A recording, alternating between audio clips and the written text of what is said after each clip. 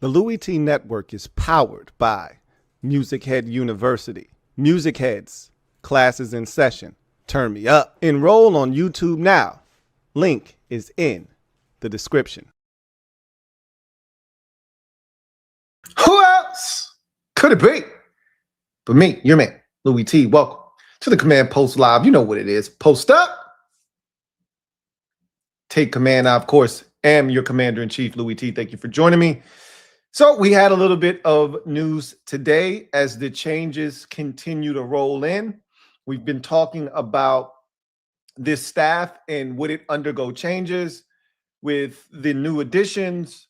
We've seen some already on the offensive side. We've talked about that earlier in the offseason with them bringing in David Blau or promoting him to offensive coordinator. We've seen the offensive line coach shift. We're still not done on the offensive side, potentially. I'm going to talk about that a little bit more today. But we had more movement today, so we're going to get into that. But before we do, official announcement by the team. It took them a while to finally do this, but we have an official announcement on our defensive coordinator, Daronte Jones. Team finally put out their official release, and I wonder when we're going to get a press conference. I'm going to assume everybody's out at the Senior Bowl this week, so they wanted to hold off on any formal announcement and press conference. I'm assuming that we'll get that at some point this week. So looking forward to that. Obviously, we'll have a big video when that happens, and we'll really break down what Daronte Jones had to say in his initial press conference and what our initial reactions are to that press conference. We've done this before. We've gotten excited. I remember after the Eric Bieniemy press conference when we came back and he was out there preaching one of his sermons. We didn't know at the time that, he was one of those preachers that was out here basically scalping money from the congregation. But eventually those sermons fell on deaf ears. But that first sermon got us, right? That first sermon got us, like it got Terry and all those other guys that showed up. Let's see what Daronte Jones has in store for us. That'll happen some point this week. So with that said, immediately in the post from the Commanders, DJ in DC, Daronte Jones is our new defensive coordinator. As you can see, the picture of Daronte Jones. Now, with him officially being on the staff, we get immediate changes. This from Aaron Wilson today on X, very reputable source, I might add. Commanders move on from Ryan Kerrigan, Sharrif, Floyd, Pete Ohnegian, per league source. So I am not shocked by this. I don't think any of you are. And shout out to somebody in the comment section. I want to say it was Mickey Moon. Shout out to Mickey Moon. Left a comment under the video. I think it was 2 videos ago when we were talking about Daronte Jones. And remember, there was the tweet that we talked about from Nikki Javala where she expressed that the team was actively looking to help bolster its pass rush by bringing in a pass rush specialist coach, essentially. Well, Mickey Moon was like, hey, that's Ryan Kerrigan's job. And I was like, really? It is? I don't know why I always, just thought he was like an assistant defensive line coach, which he was like the assistant linebackers coach. We're going to look at that here in a second. But yeah, Sharrif Floyd is the assistant defensive line coach, not Ryan Kerrigan. So he was technically your pass rush specialist coach. And in my mind, I always said to myself, the hell is Ryan Kerrigan going to do for my edge rushers? He was never a guy that had a bunch of tools in his bag. Ryan Kerrigan was a speed to power and a rip rush guy. He was never a guy that had elite traits as a pass rusher. So what the hell is he going to do for me, right? What is he going to do for me, man? So it makes sense. They talked about wanting to bring someone in, and immediately upon hiring Daronte Jones, 3 guys are removed from the staff. Let's go through those 3 guys that were removed. And now we're going to talk about these jobs that are essentially going to be available. So more guys that they have to bring in here. And this is not a surprise. A lot of you mentioned the fact that with these changes to the staff, specifically offensive coordinator and defensive coordinator, we're probably going to come more changes. And that is exactly what we're seeing. So first up, your guy, Ryan Kerrigan. He was technically the assistant linebacker / pass rush specialist. So they already made it abundantly clear that they wanted to bring in someone to be a pass rush specialist. So Kerrigan being out shouldn't surprise any of us. They literally were talking about his job, right? Now, they could have brought someone in to work alongside Kerrigan, but again, why waste money, right, when you don't have to? So Kerrigan, he's out. They're going to have to find a new pass rush specialist. They were looking for one anyway, so that doesn't change anything that they were doing. And will that pass rush specialist also double as an assistant linebackers coach? Maybe, maybe not. Really don't care. I care about the pass rush specialist portion of that conversation. We need a guy that can actually teach, that can actually give these guys some real tutelage. Showed up like Kerrigan was never a great hand fighter. He was not a black belt in that regard. He didn't have a spin move. Kerrigan didn't have a hard outside, back inside, or I like to call it a crossover, right? He didn't have anything. He had two moves: bull rush, rip. Those were his two moves. So, like, what is he going to teach anybody? Again, not to shit on Ryan Kerrigan, all-time sack leader in franchise history. Good for him. But again, we can do better, right? And when you know better, do better. We can do better. So let's attempt to do better, right? Moving on. Sharrif Floyd. So this was the guy that I just was referencing, who was the assistant defensive line coach. He is out as well. Former player. Injuries shortened his career. He was very, very young. Was on the staff as a guy that I thought would be able to really communicate with these players because of his age and formerly being a player. And if I'm not mistaken, I think he was a former first-round pick. I think Sharrif Floyd was coming out of Florida. So he could relate to a lot of these guys. I thought his age, the difference not being very great, him having talent, right, and understanding what it takes. I thought he would translate well, but apparently he did not. And thus, they are moving on from him, revamping this entire defensive line situation, or most of it. We'll come back to that. Next up, Pete Ohnegian. Now, Pete O. This is a big one. And this one probably resonates with a lot of you guys out there. Player development coach. Now, we could be looking at this one of two ways, and I don't really know what PDO's exact job was, right? Are we talking about like developing these guys as human beings within the building, how to be professionals, that sort of thing, like how we had the guy that was here for many years. What was it? Blackburn. No, it wasn't Blackburn. It was, gosh, I can't remember. The black guy with the glasses, something. Blackestone. I think it was Blackestone. I think. And he was like the guy that would go get them on the plane when they got drafted, bring them back, that sort of thing. Or are we talking about actual talent development? They can't. That's not what PDO's job is. It can't be. Malcolm Blackburn. Thank you, Miss Perry. Thank you, Condo P. Malcolm Blackburn was the guy that, or Blacken. It wasn't Blackburn. It was Blacken or something like that.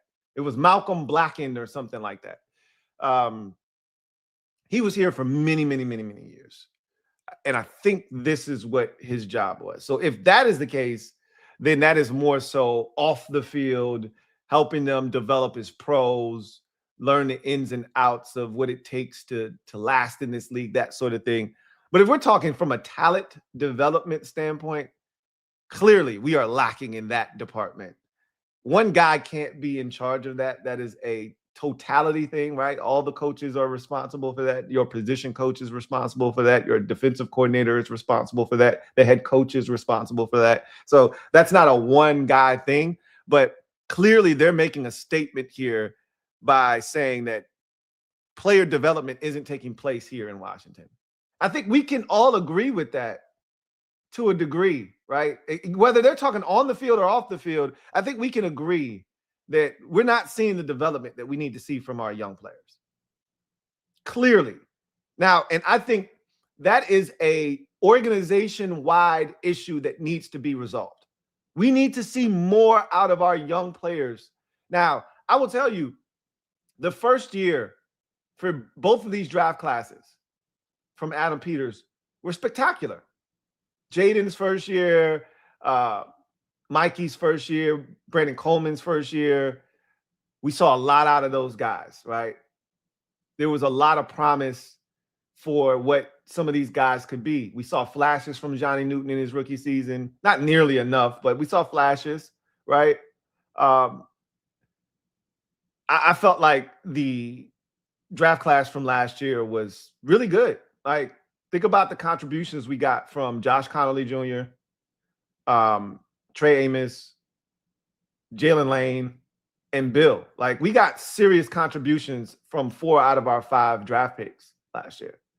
The problem is that second year for the first draft class from 2024 was a disaster. Nobody grew other than Luke McCaffrey. No one grew in that draft class. No one got better. We didn't look and say, wow, you know, maybe Jordan McGee as well. But Coleman took a step back. Mikey took a step back. Jaden took a step back. And most of that due to injury, but nonetheless, he took a step back. And Johnny Newton continues to be a disappointment. Same could be said for Ben Sinnott. So that development isn't taking place here in Washington. And again, I don't know if that's Pete Ohnegian's job, right? But whether it's on the field or off the field, we need to see more development from our guys, period, in the discussion, especially on the damn field. So I think this is an interesting firing here. That speaks volumes, if you ask me. Moving on. This one is not a firing. This is a guy getting a job elsewhere. But again, as you can see, defensive pass game coordinator is a role that will have to be filled now because Jason Simmons, we talked about this yesterday, officially now on the Steelers staff in a quote unquote significant role. Don't really know what that entails. Again, he's not the defensive coordinator, so how significant of a role can he play? Maybe he gets the assistant head coach title. Don't know. But whatever the case may be, Jason Simmons off to Pittsburgh. So we have a void there on the defensive side. So yet another void that they have to fill on this roster with a defensive coach no longer being employed here. Again, this one isn't a firing. This is a guy getting a job elsewhere. Good for Jason Simmons.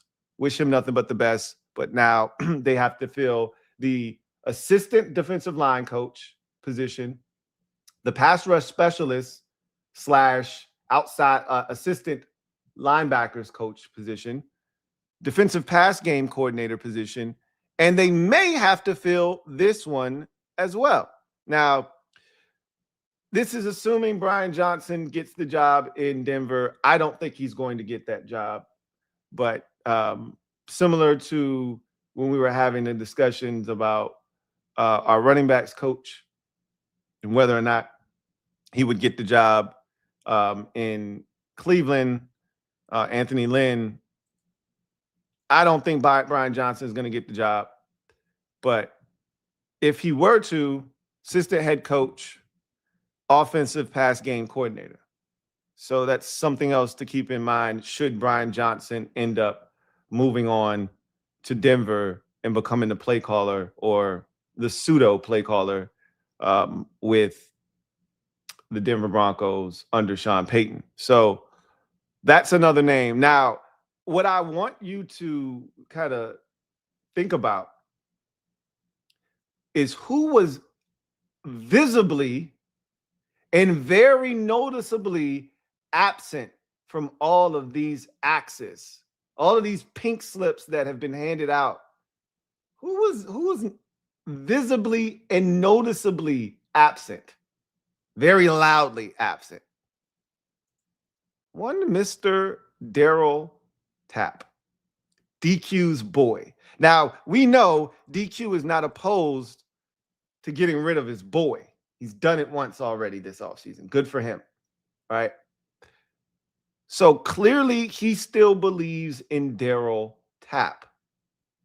And Durante Jones, again, assuming that nothing happens to Daryl Tapp, there's still plenty of time for them to move on from Daryl Tapp as well. But similar to what I said earlier this offseason when they started to make changes on the offensive side, if there were more changes to be made, they would have been made already, right? You would assume. They haven't done anything else on the offensive side that wasn't facilitated by someone else getting a job elsewhere, right? They haven't fired anyone else after they moved on from our offensive line coach, right? So, again, I'm feeling like that's the same case here. They make one, series of firings and then they're done unless guys end up elsewhere because they got jobs somewhere else. So it feels like Daryl Tapp is going to remain the defensive line coach, and DQ believes in him. And I guess Durante Jones is cool with Daryl Tapp remaining on as the defensive line coach as well.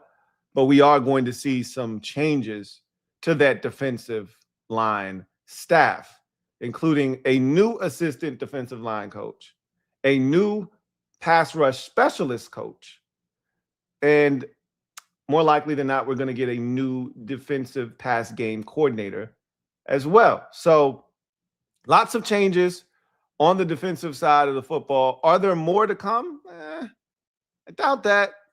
I doubt it.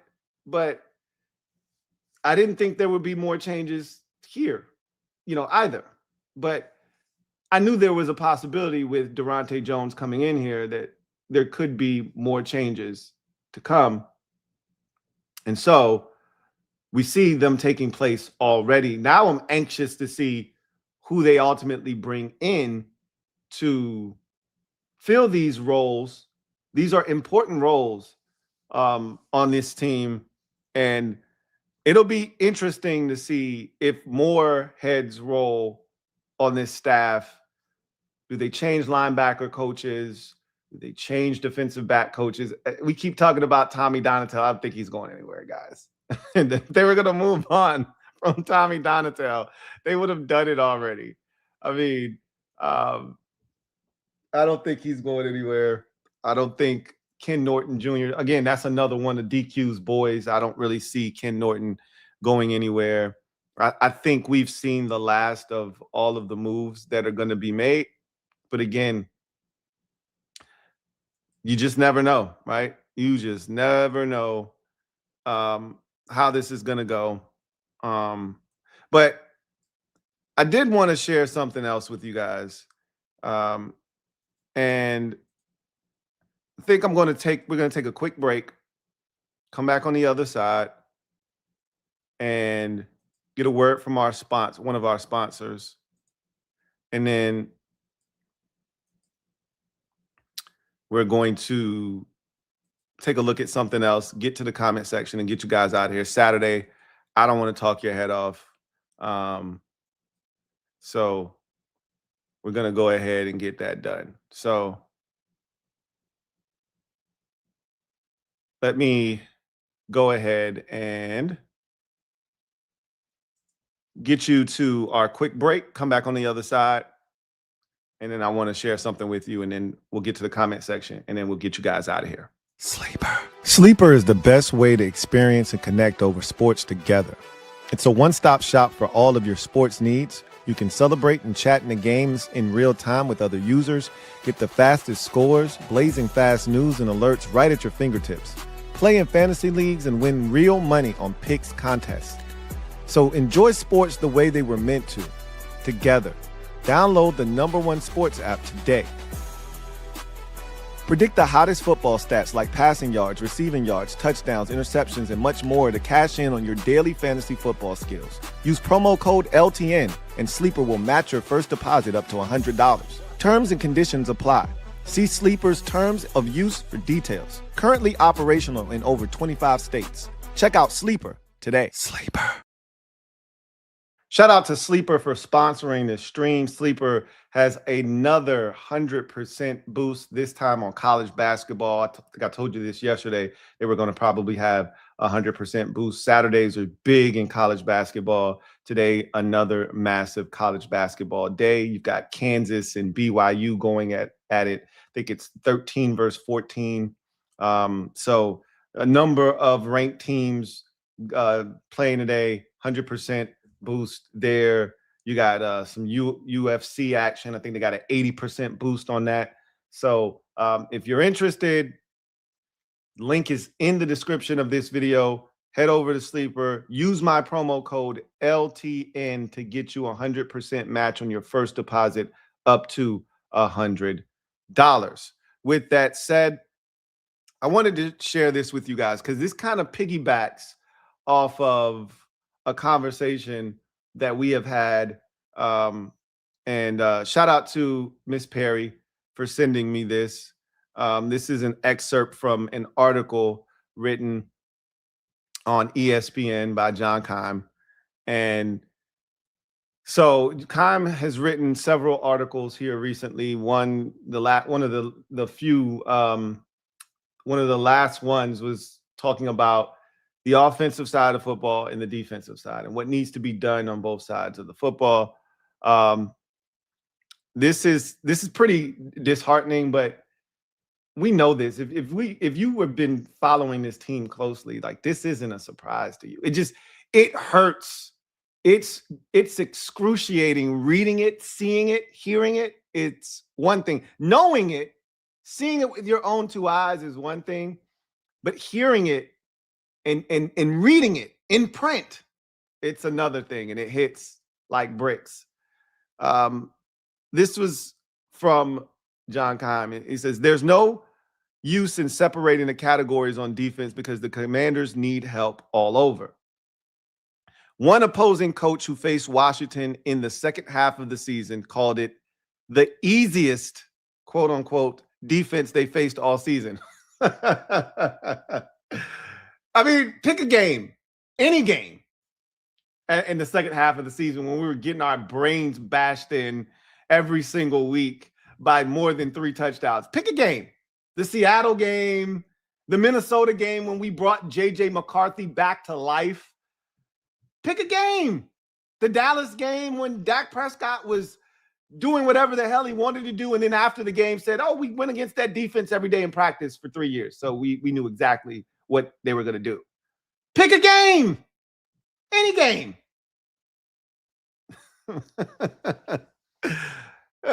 We talked about the reason this is funny to me because a couple shows ago when we talked about the turnaround and what Durante Jones could bring to the table, I very specifically talked about how vanilla our defense was. We basically played preseason defense, right? That's how badly they had to pare it down and scale it back defensively. If you're going to play this scheme that we believe Durante Jones is going to bring in here, you got to have smart football players, which is what I talked about ad nauseum the other day. Like, you have to go get smart football players who can digest this defensive playbook and what it entails. The responsibilities that you have, the communication that has to take place. There's a lot going on in this defense. And if you don't have smart football players, and again, some of that is coaching. Like someone said the other day, some of it is coaching, right? When you don't see execution on the field, when you have guys not doing their job, some of it is the coaching staff not being able to communicate properly how to get things done. Continuing on, he said they weren't worried about any spots beyond the interior of the line, Daron Payne and Javon Kinlaw in particular. I've said this to you guys already. We don't have anything that anybody has to worry about. Not one player. And I told you guys, Javon Kinlaw, like I've heard people talk shit about Kinlaw. Oh, he's not worth the money. I know I've had conversations with people, you know, off air about Kinlaw and his play and whether or not he's worth the money. I thought Kinlaw was outstanding last season, especially early in the season when he actually had talent around him.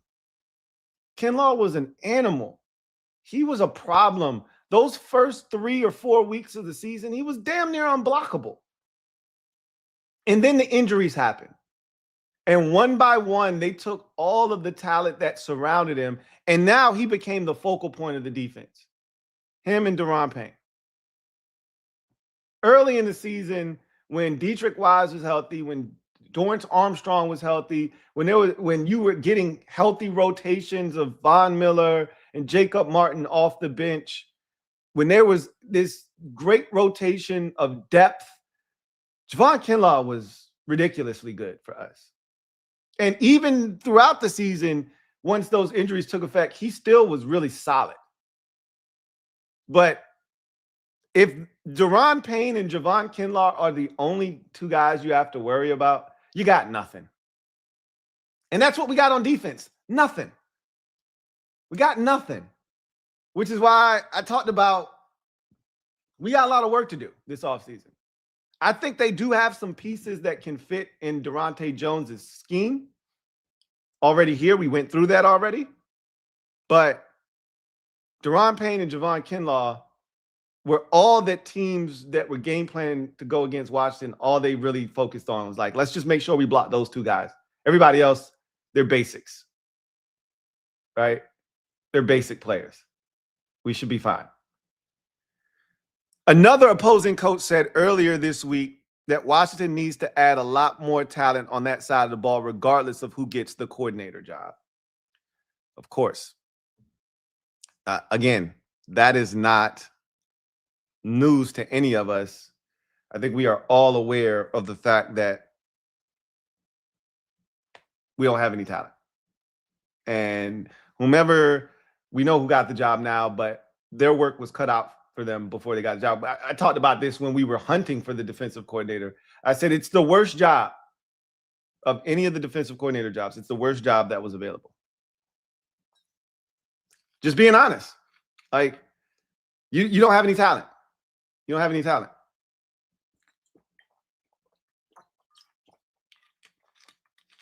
So, Durante Jones has his work cut out for him. Adam Peters has his work cut out for him. And we go back to the same statement that we've made 500,000 times, that we're probably going to make 500,000 more. This is a very important offseason for Dan Quinn and Adam Peters, because everything falls on their shoulders as far as the development of this staff, the construction of this staff, especially DQ, and then the construction of this roster and the development of this roster. And that's Adam Peters and Dan Quinn in conjunction with one another. Anyway, I digress. Let's get to the comment section, and then we'll get you guys out of here. Video channel, thank you for the super chat. Greatly appreciate you. Thank you for being a member of the MOBB, who writes, Lou, video channel. Looking at these last two seasons, this had to be one of the worst defensive staffs assembled in recent memory. 30th and 31st total defense. Yeah, the staffs weren't great, but neither were the talent that they had to work with either. So it goes both ways. I mean, I don't really care how good of a staff this was. You were going to be pretty hard pressed to get a ton of production out of these guys. It's not like this was the Daron Payne, Jonathan Allen, Chase Young, and Montez Sweat defensive line, and that, look, you have better coaches, you could get more out of that group. You know, that's not what we had on the field. I do think that there were some pieces to work with this past year when everyone was healthy, but that didn't last very long. And again, I really thought last year this staff, Dan Quinn included, were exposed that when you don't have enough talent, they aren't able to maximize the talent that they do have.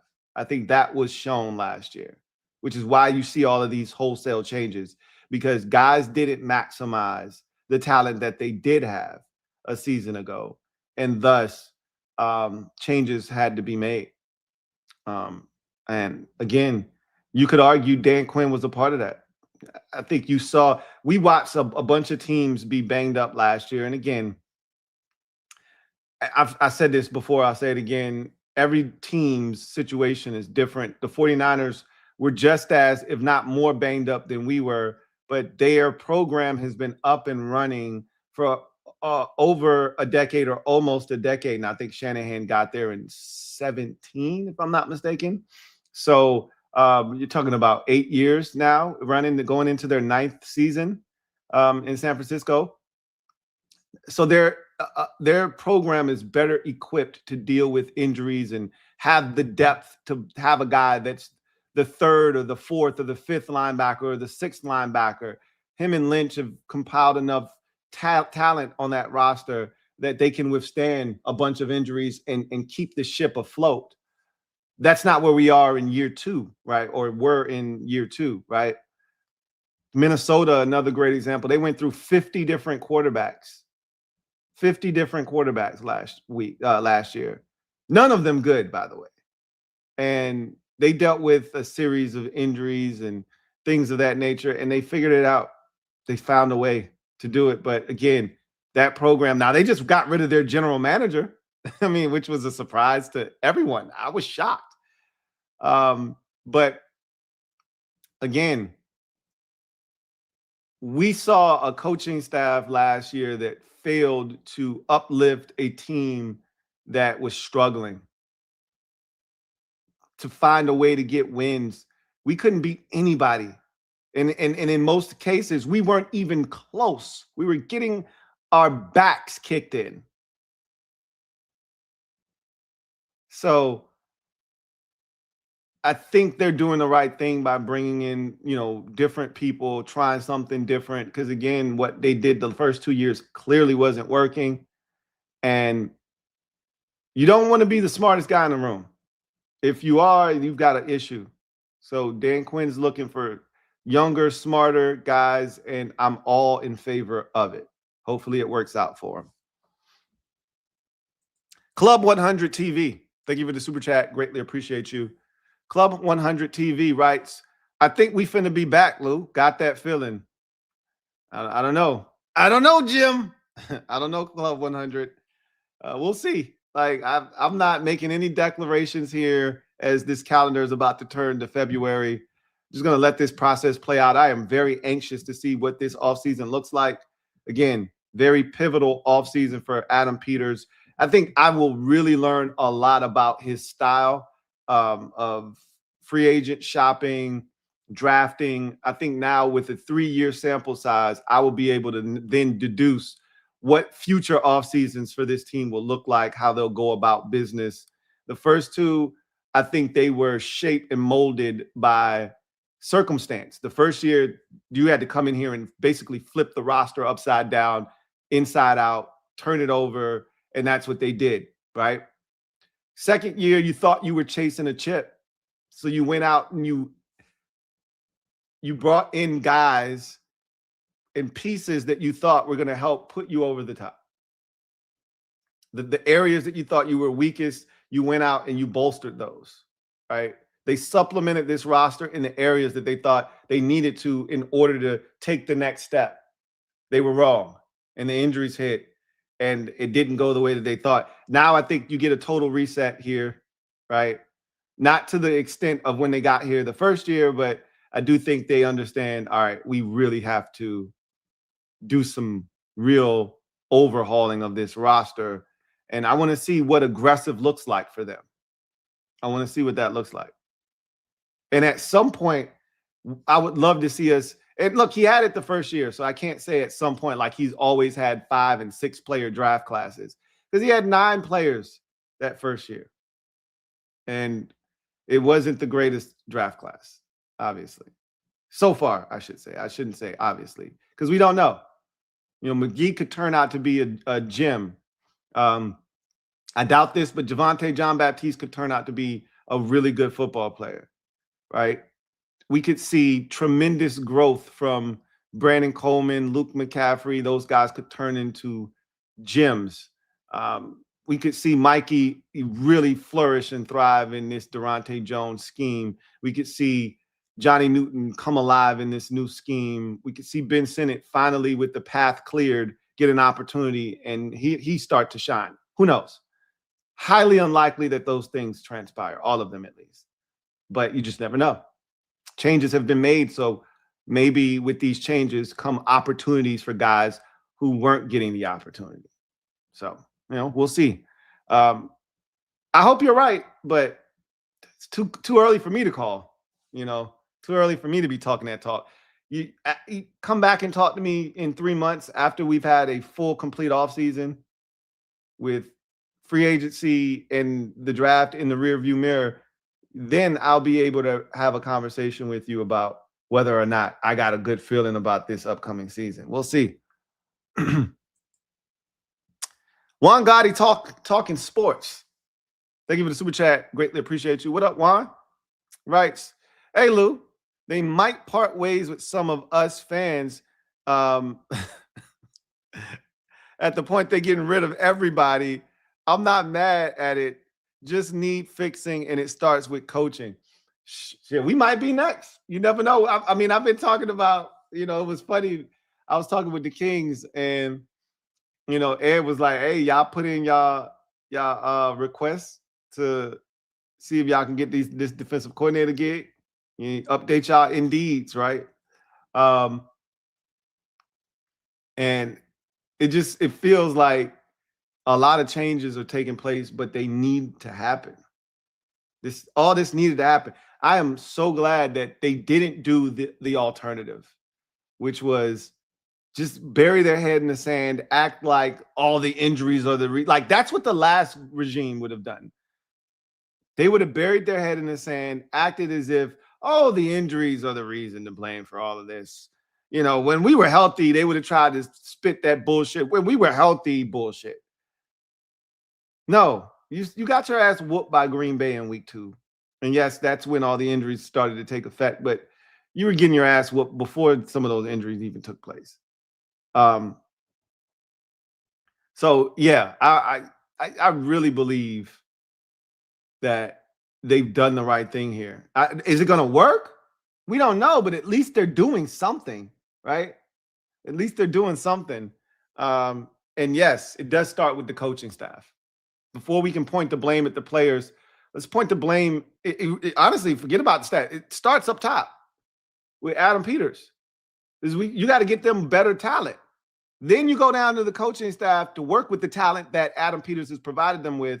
And then you get to the players. Are they executing what's being asked of them? But it starts at the top. Are we getting good enough football players? So it starts with Adam Peters. Marcus B. Thank you for the super chat. Greatly appreciate you. Marcus B writes, Lou, you think Sonny Styles at 7 is too high? No, I don't. Not if he is what everybody thinks he could be. I haven't watched enough of him. I just tell you that the 2 games that I did watch from start to finish, he was spectacular. He was spectacular. And if that's any indication of who he is, yeah, he's going to fit perfectly in this defense. And I like I said already, there are important positions that you have to have in this defense. If, again, assuming he's going to run, he being Durante Jones is going to run his scheme similar to that of a Brian Flores, then you're going to have certain pieces. One is a safety, the other is a linebacker, and Styles could be that linebacker. Styles could be that linebacker. Now, I don't know if he's a dynamic pass rusher. I'd have to watch him. I think he's more of a off the ball backer.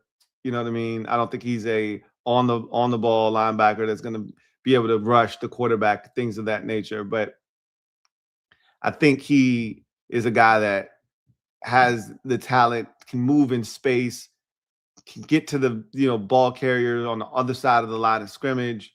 He diagnoses really well, super smart, which is what we talked about, have to be smart.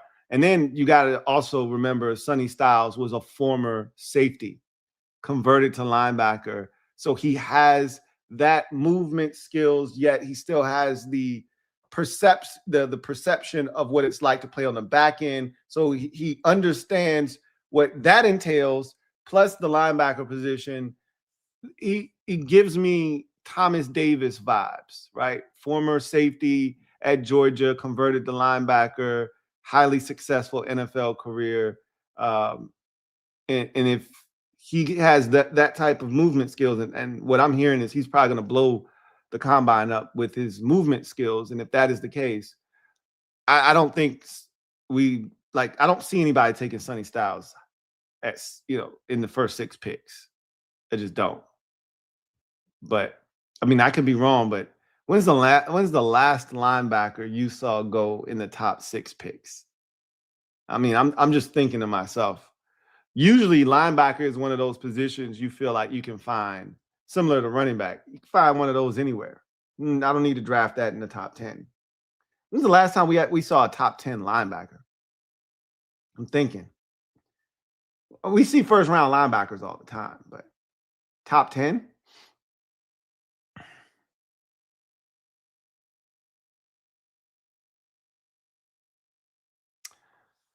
I don't recall a top 10 linebacker. You guys tell me the last time you recall a top 10 linebacker being selected. Because I just can't think of one. And you might be like, Louie T, fill in the blank was drafted just 2 years ago at number 6. Okay. I just off the top of the dome, I can't think of one. I feel like linebacker is one of those positions that usually, much like safety, we don't really see. Roquan Smith was drafted where exactly? What number? Was he top 10? I feel like Roquan was like 10. I remember the Steelers one year traded up.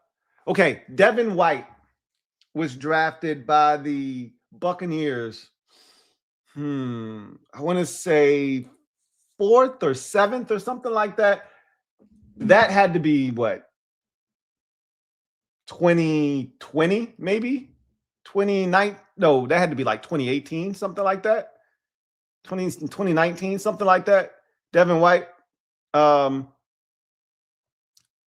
That's probably the last one. Somebody says Roquan was 8, according to Google. Okay. I knew he was somewhere in that top 10, somewhere in that 10 range. I didn't know if he actually cracked the top 10. But Roquan might be further back than Devin White. Because Roquan spent his first 4 years in Baltimore, 4 years in Chicago, and then got traded to Baltimore, and he's been there for 3 years now, I would think. So they're similar in age, though, I think. Roquan Smith and Devin White. But that's the last top 10 linebacker I could think of is Devin White. Roquan Smith is in there somewhere too. And then in that same draft with Devin White, it was the 2 Devins. It was Devin White and it was Devin Bush. And the Steelers traded up to 10 to take Devin Bush. Neither one of the Devins panned out. So again, taking a linebacker high in the draft, I only bring it up just to reference that taking a linebacker high in the draft is not something that generally gets done because teams feel like they can find their Fred Warner in the 3rd round. Teams feel like they can find their, now Jack Campbell was drafted by the Lions, it's like 16th or something like that. They're first round linebackers that are taken all the time, right? I don't want to make it seem like guys that just top 10 linebackers are very rare is what I'm trying to say. So I don't think, to answer your question, that someone's going to take Sonny Styles at 1, 2, 3, 4, 5, or 6. He'll be there at 7. Just like I fully expect Caleb Downs to be there at 7 as well. You'll have both of those Ohio State players available at 7, if you ask me, because neither of them play a premium position. Premium position players usually come off the board first in the top 5. So you're talking quarterback, wide receiver, edge rusher, offensive tackles. They come off the board first. Corners as well, to throw in there as another premium position. Those are the positions that come off the board first.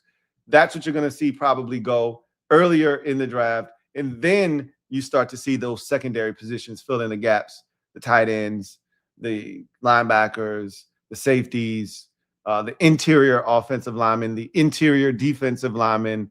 Then they start to fill in the gaps. And you're starting to see interior defensive linemen become a very, very important commodity. Now, if you've got a very disruptive defensive tackle that can rush the quarterback, those guys are starting to fly up draft boards too now.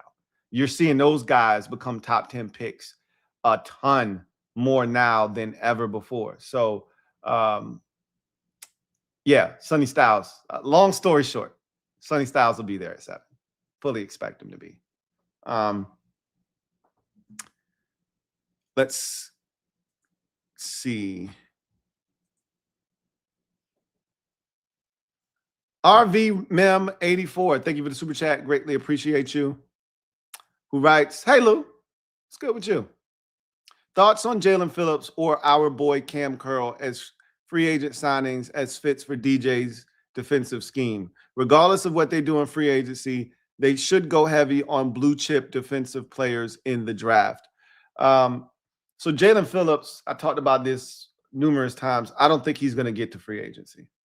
If I know the Eagles, like I think I know the Eagles, and just in general, right? Generally speaking, when a team trades for a player before the trade deadline, and that player ends up playing well for them, and you give up real draft capital for said player, that's not a rental. They didn't go out and trade for Jalen Phillips as a rental to try and go win a Super Bowl. They traded a 3rd-round pick for Jalen Phillips because they see him as a part of their future. So I think Jalen Phillips is a Philadelphia Eagle. I don't love him. Like, the amount of money that he's probably going to get, I don't love him.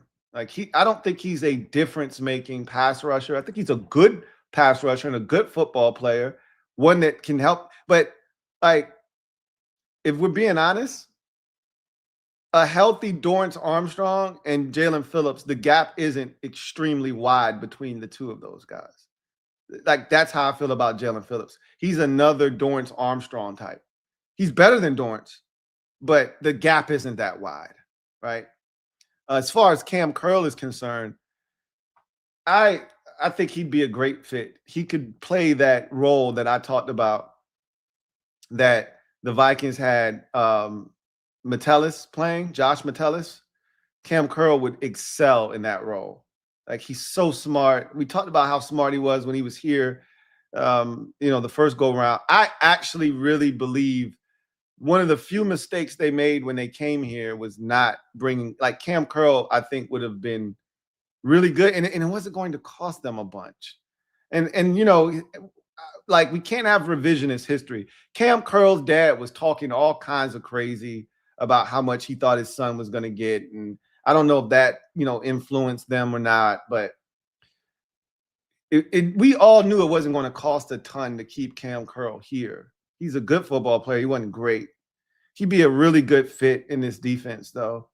And if there are no hard feelings and he'd be willing to come home, I wouldn't mind bringing him back because I think he'd be an excellent fit. Like, what is it going to cost?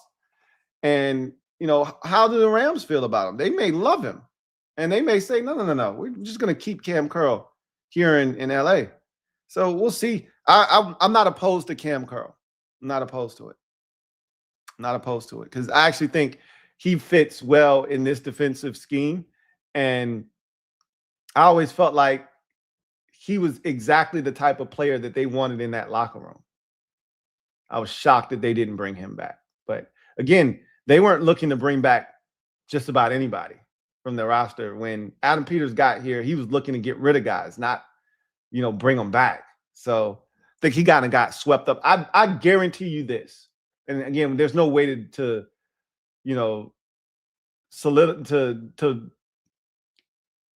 have any validity to this. I can't confirm nor deny this because there's no way to prove it.